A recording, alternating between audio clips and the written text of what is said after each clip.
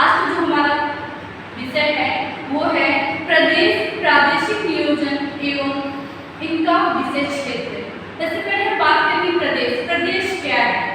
प्रदेश एक क्षेत्रीय इकाई होती है जिसके अंतर्गत कुछ या अधिकांश भौगोलिक तत्वों का प्रकरणों की समानता या समानता पाई जाती है।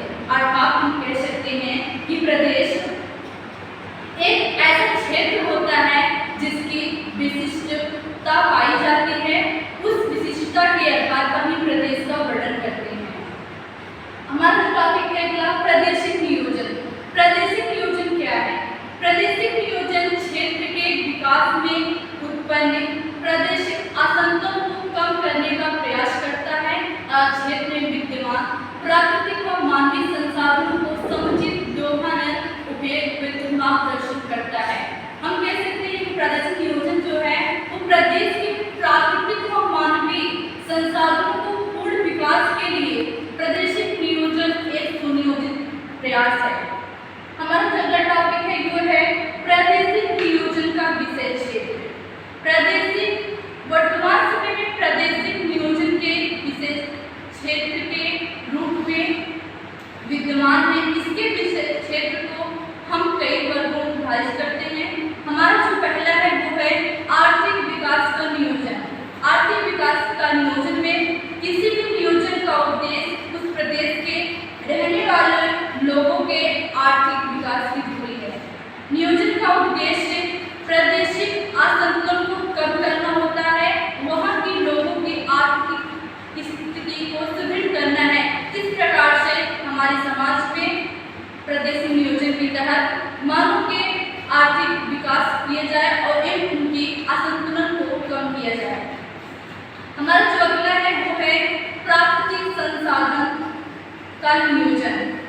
सभी प्रकार का विकास चाहे वह आर्थिक हो, कृषि, उद्योग हो व परिवहन अर्थात सामाजिक, शैक्षिक व स्वास्थ्य आदि या क्षेत्र के प्राकृतिक संसाधनों पर होती है। इसलिए प्राकृतिक संसाधनों के विकास के लिए बिना उस क्षेत्र का विकास संभव नहीं है जब तक कि प्राकृतिक संसाधनों का नियोजन न किया जाए। हमारा जो अगला है जो महत्वपूर्ण है वो है मानव संसाधन नियोजन। मानव संसाधनों का विश्लेषण वृद्धि, प्रजाति, यौन संरचना, व्यवसायिक संरचना, शारीरिक बनावट एवं उसकी संभाव्यता का अध्ययन मानव संसाधन नियोजन में सम्मिलित है। अगला जो हमारा है वो नगरीय नियोजन। विभिन्न क्षेत्रों के संबंध में प्राथमिक अर्थव्यवस्था के विकास के कारण नए नए नगरों का निर्माण हो रहा है। प्रत्येक नगर की कुछ समस्याएं होती हैं। उन समस्याओं को ध्यान में रखकर ही नगरीय नियोजन की आवश्यकता है। नगरीय नियोजन में जैसे हमारा हो गया यदि हमें किसी नगर का निर्माण करना है तो वहाँ पर हमें ध्यान देना होगा कि पौधों का होना बहुत आवश्यक है, क्योंकि जो पौधे हैं स्वास्थ्य हमारे लिए बहुत आवश्यक है। पौधों के कारण ही हम क्या करते हैं, हम असंतुलन उत्पन्न कर देते हैं कि हमें नगर का निर्माण करना चाहिए जैसे भी करना है। हम पेड़ों को काट देते हैं, रास्तों नए नए रास्तों का निर्माण करते हैं। ऐसे हम नगर का निर्माण करते हैं बिना किसी संतुलन को बनाए सोचने के लिए। हमारा जो है ग्रामीण नियोजन।